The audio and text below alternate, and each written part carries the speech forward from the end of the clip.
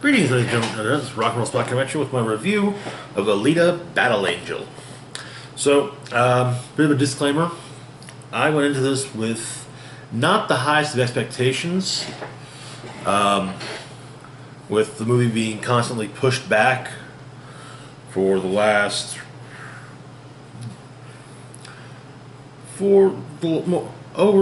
the last 6 months. Yeah, I have not been. I wasn't expecting much out of the movie,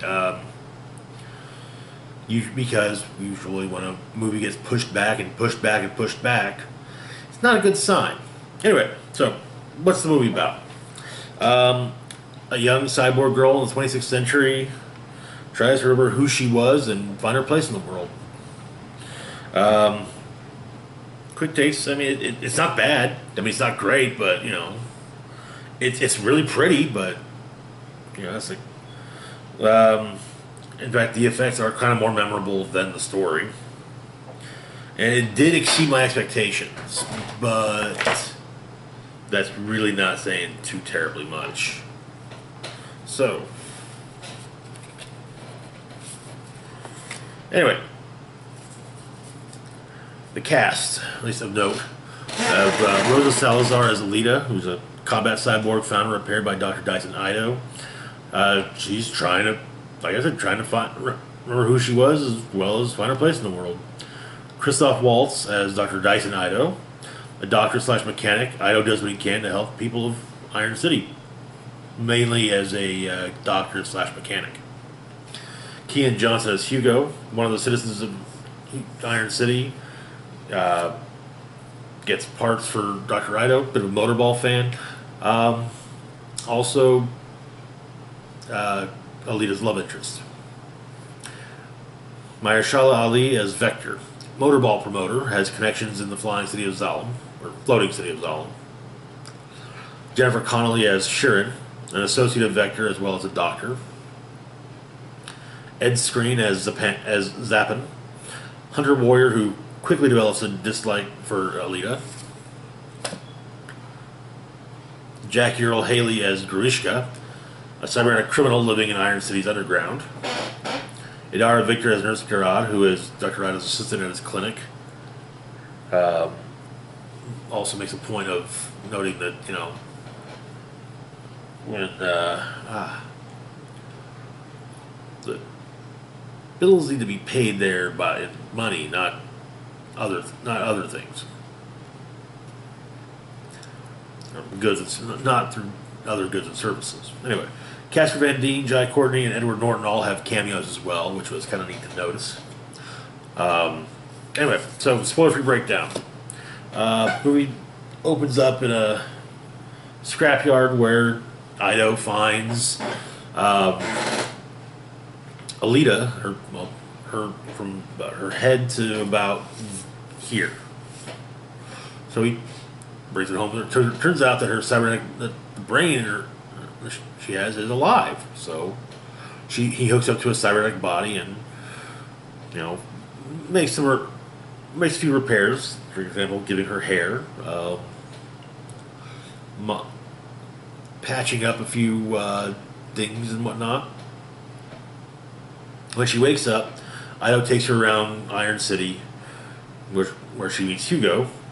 You kind of tell her that Ido isn't too fond of Hugo, but they do kind of work together. Shortly thereafter, Hugo introduces Alita to the sport of motorball, which she picks up on fairly quickly. But one night, Alita discovers that Ido moonlights as a hunter warrior which hunter warrior is a bounty hunter. There's no police force in Iron City. It's just the hunter warriors. But she follows Ido out one night and manages to save him of the lost martial art Panzer Kunst, taking out two of the three cyborgs that ambushed Ido. The survivor, Grishka, escapes underground after Alita manages to remove one of his arms. So anyway, Hugo later on, Hugo takes Alita to a crashed warship from the Fall, which happened 300 years ago. Alita has a quickly says we have to go to the command deck. Finds her way through the ship and manages to discover a cybernetic body aboard, which she takes back to Ido. Ido, however, refuses to install her in it, mainly citing that if he can't fix her in that body, no one can. So that night, due to the fact that there doesn't seem to be a bounty on Gruishka, and she wants to track him down, Alita becomes a hunter warrior, and she and Hugo go to the bar, the Kansas bar. Yeah, why they call the bar Kansas is beyond me, but while there, she asks the other hunter warriors to help her track down Gruishka. They all decline, however, as there isn't a bounty on him. As her and Zappin have a quick fight, which Alita wins, before she incites a brawl in the bar, which draws Ido's attention. After Ido arrives and stops the brawl, Gruishka arrives, which leads to an underground fight between Alita and Gruishka, which Alita loses. Though she does manage to do some massive damage to Gruishka. This is one of those moments where the effects were just too much. It's kind of hard to see how it was all happening, but yeah. Anyways, Ido then installs Alita in the cyborg body that she found in the warship, and it's a berserker body. And so she learns that Hugo is trying to save up money to buy his way onto Zalem. So Alita decides she's going to help him out by entering a motorball tryout to raise the money herself. However, Ido quickly realizes that this is a trap and warns Alita, and during the tryout, Hugo calls her as Zappin has framed him for murder. Alita goes to save Hugo, and once again ends up fighting Zappin. And most of what comes next will be spoilers, so yeah, it's just gonna. However, the film ends with Alita being months later, and she's the big star on the motorball circuit, and she holds up Zappin's sword points it towards Zalem, and we get a little, and we can tell that Nova is watching. Anyway, so ups and downs of the movie. So on the good side, most of the effects look great. Casting's good. I really couldn't find a single issue with any of that. It's actually well shot, and the future tech is actually kind of neat looking. Even if it's even when it's supposed to look like it's old, it still looks good. Now, the downsides. The effects as characters did not appear to be well integrated to everything, and they looked, in fact, jarringly out of place. If the movie had been CG animated completely, they probably would have looked more like they belonged there.